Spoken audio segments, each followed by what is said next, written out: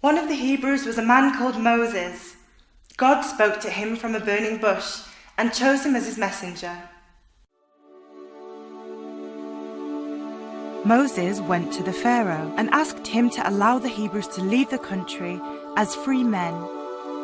But the Pharaoh refused.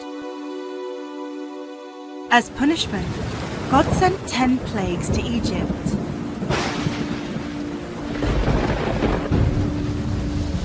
For several days, a violent storm engulfed the country.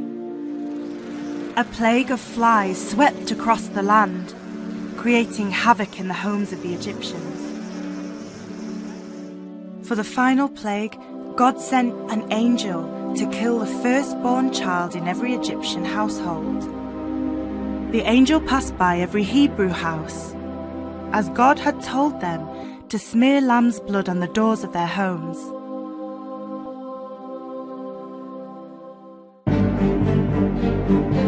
At last the Pharaoh agreed to let the Hebrews go.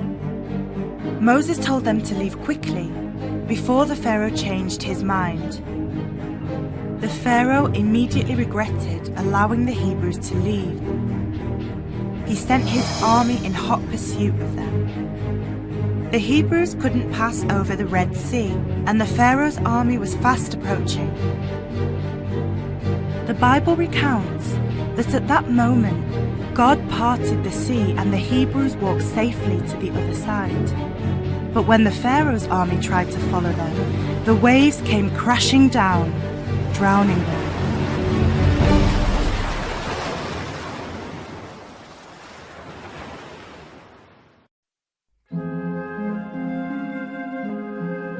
Moses led his people through the wilderness to Mount Sinai,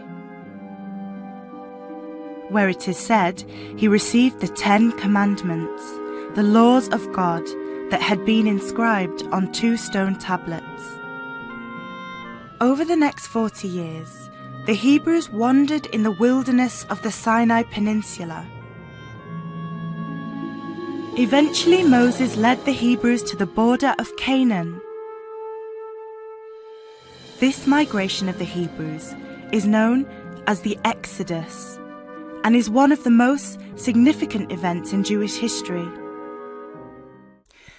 After the passing of Moses, the Hebrews were finally able to enter the Promised Land. King David made Jerusalem the capital, and his son Solomon built a magnificent temple in the city. This was the golden age of the Hebrew civilization.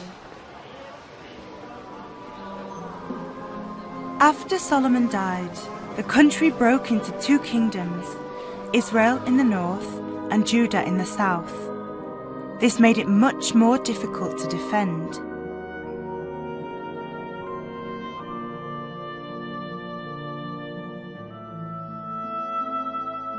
Enemy armies invaded the country and conquered it.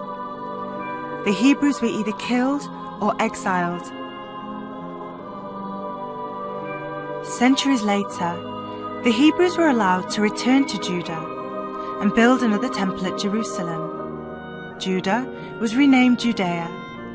From this time, the Hebrews began to be known as Jews.